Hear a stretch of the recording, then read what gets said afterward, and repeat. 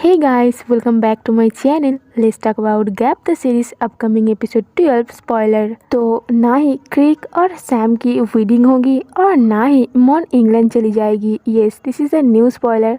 तो बात करते हैं एपिसोड 12 की। तो सैम की ग्रैंडमा की उस इंसिडेंस के बाद मॉन प्रिपरेशन लेगी कि वो इंग्लैंड चली जाएगी, क्योंकि यहाँ पे रुक के वो अपनी लाइफ को और कॉम्प्लिकेटेड नहीं बनाना चाहती है। और इसी बीच सैम की हालत बहुत ख़राब हो जाती है। सैम की ग्रैंडमा नोटिस करती है कि सैम बिल्कुल भी ठीक नहीं है। एक दिन लंच की टेबल पर सैम की ग्रैंडमा सैम को नोटिस करती है कि वो अपनी लंच नहीं कर बिना कुछ खाए वो वहाँ से उठ के जा रही थी और तभी वो चक्कर खा के गिरने वाली थी, पर किसी तरह खुद को संभालते हुए वो अपने रूम पे चली जाती है।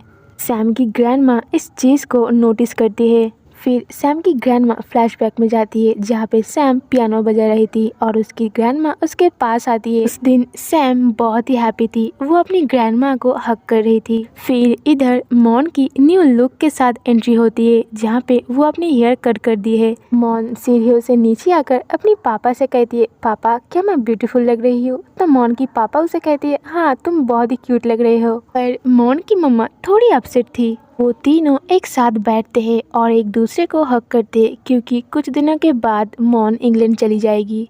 मॉन अपनी मम्मा पापा को यही समझाती है कि यहाँ वो खुश नहीं है, इंग्लैंड जाने के बाद वो बहुत ही हैप्पी होगी।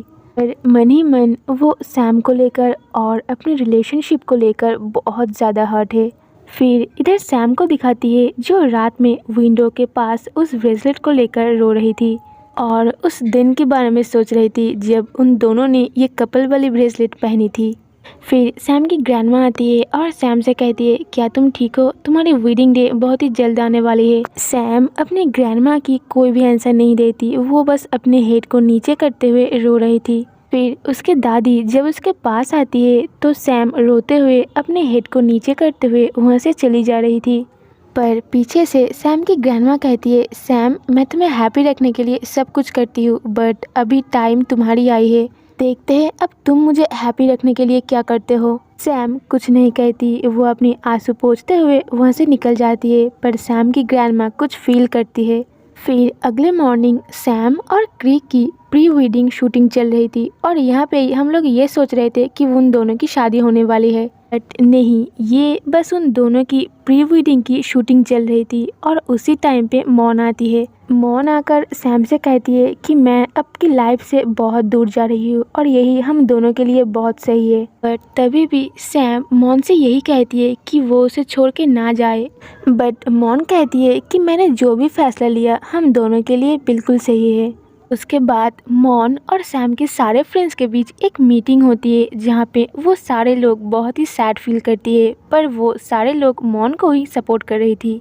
फिर मॉन की इंग्लैंड जाने वाली दिन आ जाती है। उस मॉर्निंग को मॉन अपनी मम्मी पापा को हक करके इंग्लैंड के लिए निकल रही थी और इधर सैम की ग्रैंडमा को ये रियलाइज़ हो जाती है कि सैम बिल्कुल भी ठीक नहीं है, वो मॉन के बिना नहीं जी पाएगी। वो अपनी दोनों ग्रैंड डॉटर सॉन्ग और नुएंग से बहुत ही दूर है। नुएंग तो उनसे ठीक से बात भी नहीं करती और सॉन्ग वो तो अब इस दुनिया में है ही नहीं। और अब बस बाकी है सैम। अगर सैम भी अपनी लाइफ में हैप्पी नहीं रह पाएगी तो सैम की ग्रैंडमा के लिए ये बहुत ही हर्ट हो जाएगी।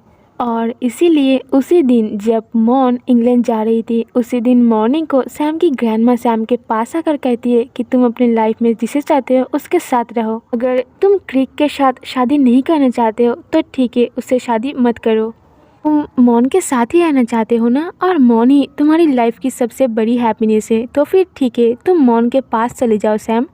सैम की ग्रैंडमा जब ये बात करती है तो सैम एक चेयर पे बैठी थी। सैम की ग्रैंडमा की इस बात सुन के सैम उस चेयर से नीचे आ जाती है और अपने नीज पे बैठकर अपनी ग्रैंडमा को बहुत थैंक यू कहती है।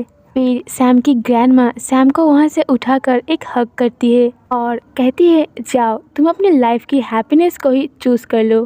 फिर सैम वहाँ से बहुत इमोशन होकर अपनी कार की ओर भाग के आती है। सैम अपनी येलो कार पे बैठ के अपनी येलो कार से कहती है, मिस ड्यूनपेन जल्दी से मुझे मॉन के पास लेके चलो। फिर अपनी कार को बहुत फास्ट ड्राइव करते हुए मॉन के पास जा रही थी और कॉल कर रही थी जिम को, और इधर मॉन को यूकी, जिम और टी छोड़ने के लिए जा रही थी। टी ड्राइव करती है और जिम के पास सैम की कॉल आती है, पर जिम उस कॉल को कट कर देती है। जिम बहुत ही हैप्पी थी क्योंकि उसे लग रही थी कि सैम शायद उसके पीछे आ रही है। फिर उसी टाइम उनके कार के ठीक पीछे एक येलो कार बहुत जोर से हॉर्न मार रही थी और वो लोग ये बात भी कर रही थी कि ये कार किसकी है, इतनी हॉर्न क्यों मार रही है। एट दैट टाइम सैम अपनी कार को बहुत स्पीड करती है और टी की कार को ओवरटेक करके टी की कार को रोक लेती है। फिर मॉन आहिस्ता टी की कार से निकलती है और सैम अपनी कार से निकल के बहुत फास्ट मॉन के पास जाती है और मॉन को हक करती है।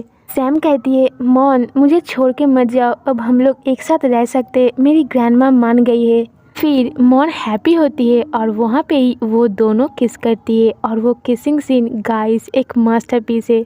और ये किसिंग सीन इस सीरीज की सबसे बेस्ट सीन है क्योंकि इस सीन पे दिखाई गई फीलिंग्स को, इमोशन को, लव और हैप्पीनेस को आप फील कर पाओगे। फिर उसके बाद सैम की ग्रैंडमा की हाउस पे एंट्री होता है वो किंग बॉस का। वो सैम की ग्रैंडमा को उन दोनों के रिलेशन के बारे में बहुत अच्छे से समझाता है।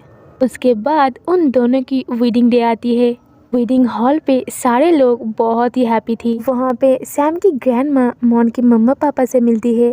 सैम की ग्रैंडमा मॉन की मम्मी से कहती है कि थैंक यू ना बोले क्योंकि मॉन ही है जो सैम की हैप्पीनेस है, मॉन की वजह से ही सैम की लाइफ में हैप्पीनेस वापस आई है। फिर सैम और मॉन एक दूसरे को रिंग पहनाती है और एक किस करती है। सैम की ग्रैंडमा, मॉन के मम्मी पापा, सैम के सारे दोस्त, वहाँ पे बैठे सारे लोग बहुत ही हैप्पी थी। फिर वो दोनों उस वेडिंग हॉल के ऊपर थी और वहाँ से एक फ्लावर फेंकती है और उस फ्लावर को मिस्टर क्रीक और कैट पकड़ लेती है। और वहाँ पे आई डोंट नो कुछ सीन दिखाई गई है कि मिस्टर क्रीक के साथ कैट की कुछ कपल्स वाली, तो आई डोंट नो वो क्या है। फिर लास्ट में सैम और मॉन कपल्स वाली किस करेगी और ये सीन भी बहुत ही स्पेशल है। फिर लास्ट में स्क्रीन के ऊपर गैप्यूरी की सिग्नेचर के साथ गैप द सीरीज की हैप्पी एंडिंग होगी। And that's the end of Gap the series. So see you soon in next video. Love you guys. Take care and bye bye.